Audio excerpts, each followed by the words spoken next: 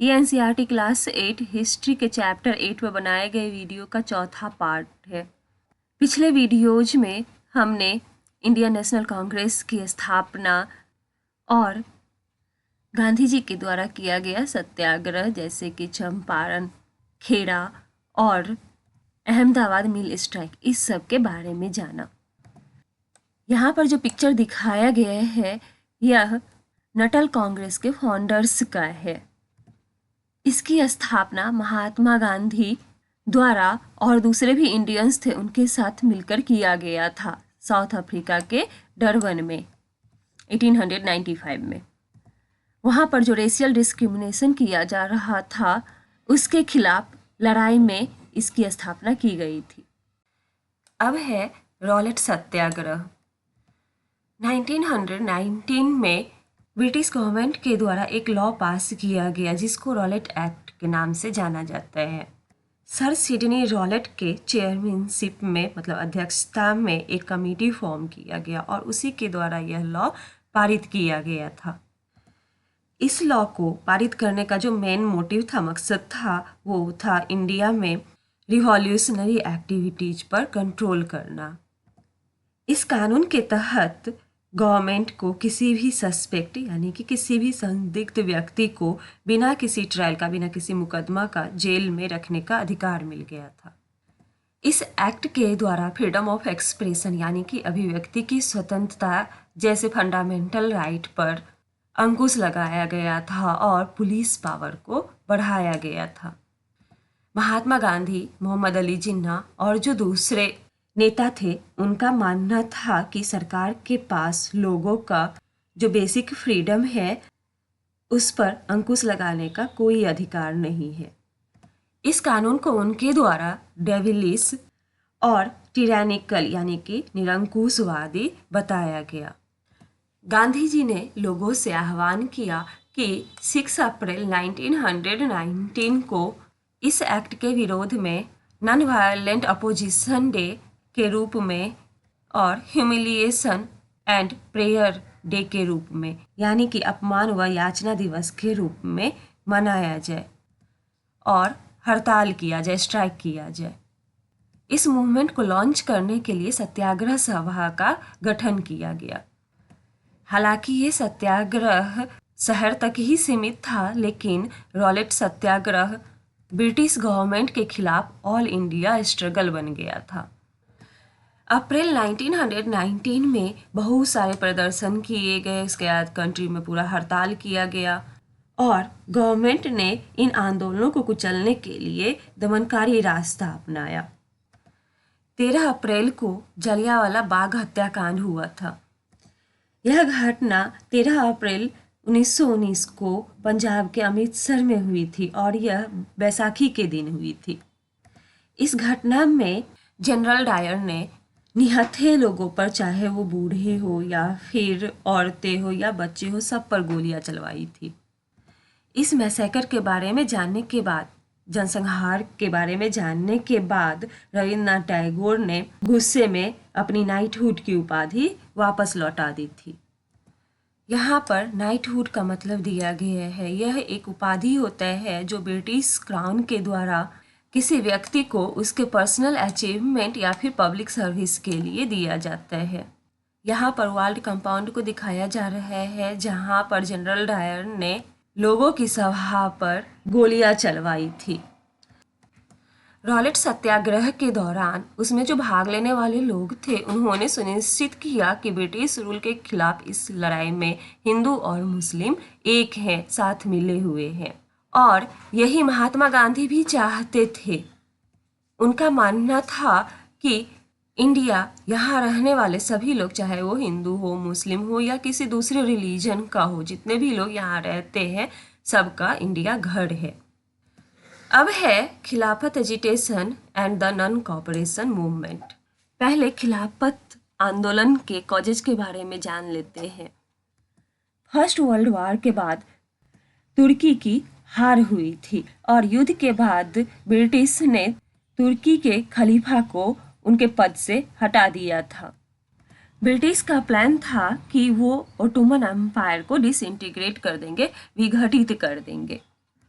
मुसलमानों को लगा कि ब्रिटिश तुर्की के खिलाफ है। जालियांवाला बाग मैसेकर को लेकर के लोग पहले से ही गुस्सा में थे और इंडियन मुस्लिम्स यह भी चाहते थे कि पुराने ऑटोमन साम्राज्य में स्थित पवित्र मुस्लिम स्थानों पर खलीफा का नियंत्रण बना रहना चाहिए।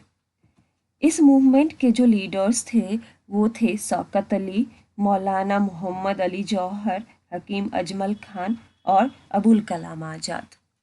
ये चाहते थे कि यह आंदोलन एक full fledged non cooperation movement बन जाए। गांधी जी ने उनके आह्वान का समर्थन किया और कांग्रेस से आग्रह किया कि वह पंजाब में हुए जालियांवाला मैसेकर, उसके बाद खिलाफत के मामले में हुए अत्याचार के विरुद्ध मिलकर अभियान चलाए और स्वराज की डिमांड करे। 1921 से 22 तक में नॉन कॉर्पोरेशन मूवमेंट को और ज़्यादा मोमेंटम मिली, मतलब और गति मिली।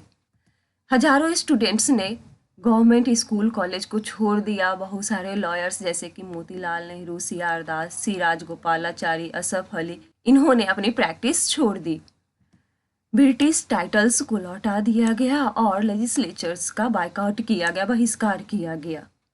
लोग विदेशी कपड़ों में आग लगाने लगे। 1920 और 1922 के बीच फॉरेन क्लॉथ जो इंपोर्ट होकर आते थे उसमें भारी गिरावट आई।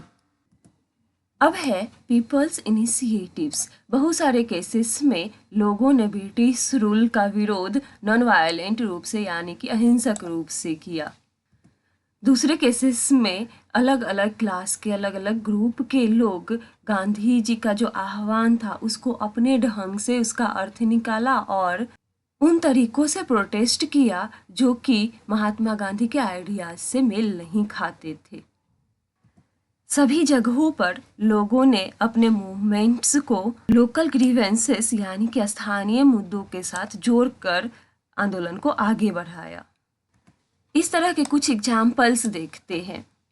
गुजरात के खेरा में पटीदार पीजेंट्स ने, पटीदार किसानों ने ब्रिटिश के द्वारा जो हाई लैंड रिवेन्यू का डिमांड किया जा रहा था उसके खिलाफ में नॉन वायलेंट कैंपेन चलाया था। कोस्टल आंध्र प्रदेश और तमिलनाडु के इंटीरियर यानी कि भीतरी इलाकों में लिकर शॉप्स को पिकेट किया गया यानी कि उसका घेराबंदी किया गया। आंध्र प्रदेश के गुंटूर डिस्ट्रिक्ट में ट्राइबल्स सब जो थे और पुअर पेजेंट्स, उन्होंने बहुत सारे फॉरेस्ट सत्याग्रह किए। कभी कभी वे अपने कैटल्स को बिना ग्रेजिंग फी पे किए ही फॉरेस्ट में भेज देते थे। वे इसलिए प्रोटेस्ट कर रहे थे क्योंकि कॉलोनियल स्टेट ने फॉरेस्ट रिसोर्स पर जो उनका अधिकार था उसको बहुत सारे तरीकों से रिस्ट्रिक्ट कर दिया था, सीमित कर दिया था। उन्हें यकीन था कि गांधी जी उनके टैक्स को कम करा देंगे और जो फॉरेस्ट रेगुलेशन लगाया गया था उसको ख़त्म करा देंगे। बहुत सारे फॉरेस्ट विलेजेज में पीजेंट्स, किसान स्वराज का ऐलान कर दिए क्योंकि उन्हें यकीन था कि जल्द ही गांधी राज एस्टैब्लिश होने वाला है। सिंध जो कि अब पाकिस्तान में है, वहाँ पर भी मुस्लिम ट्रेडर्स और पीजेंट्स जो थे वो खिलाफत कॉल को लेकर के, खिलाफत आह्वान को लेकर के बहुत ज़्यादा उत्साहित थे। बंगाल में भी खिलाफत और नॉन कॉर्पोरेशन यानी कि असहयोग का जो गठबंधन था उसने ज़बरदस्त कम्युनल यूनिटी को जन्म दिया, जिससे नेशनल मूवमेंट को स्ट्रेंथ मिला, ताकत मिली। पंजाब में सिखों के द्वारा जो अकाली एजिटेशन चलाया गया था, अकाली आंदोलन, उसे ब्रिटिश के द्वारा सपोर्ट मिला था। इस आंदोलन का मकसद था कि गुरुद्वारे से जो करप्ट महंत थे उनको हटाया जाए। Akali movement non cooperation movement के साथ बहुत क्लोजली रूप से जुड़ा हुआ था। असम में टी गार्डन के जो मजदूर सब थे उन्होंने गांधी महाराज की जय इसकी नारा लगाने लगे थे और यह नारा लगाते हुए उन्होंने अपने वेजेज में इंक्रीमेंट की डिमांड की। उन्होंने वैसे बगान में काम करना छोड़ दिया जो ब्रिटिश के द्वारा चलाया जा रहा था। उस टाइम के जो असमीज वैष्णव सॉन्ग्स थे उसमें कृष्ण की जगह गांधी राज का यशगान किया जाने लगा था। यहाँ पर महंत का मतलब दिया गया है सिख गुरुद्वारा में जो रिलीजियस फंक्शनरीज थे, मतलब धार्मिक कर्ता धर्ता। इलीगल इविक्शन, टेनेंट्स को उनके लैंड से फोर्सिबल और अनलॉफुल रूप से गैर कानूनी ढंग से निकाल देना। यहाँ पर पिकेट का मतलब दिया गया है people protesting outside a building और shop to prevent others from entering. लोगों को किसी इमारत या दुकान में जाने से रोकने के लिए किया जाने वाला विरोध प्रदर्शन। यहाँ पर सोर्स 3 में दिया गया है the eternal law of suffering.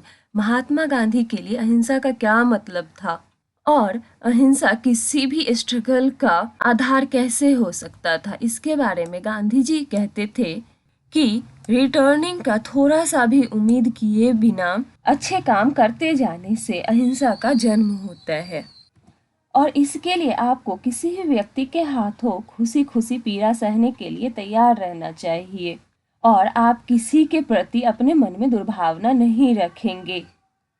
यहाँ तक कि अगर कोई आपके साथ गलत भी कर रहा है तब भी उसके लिए दुर्भावना नहीं रखेंगे। ये महात्मा गांधी के द्वारा कहा गया था। अब है द पीपल्स महात्मा, इसके बारे में हम अगले वीडियो में जानेंगे।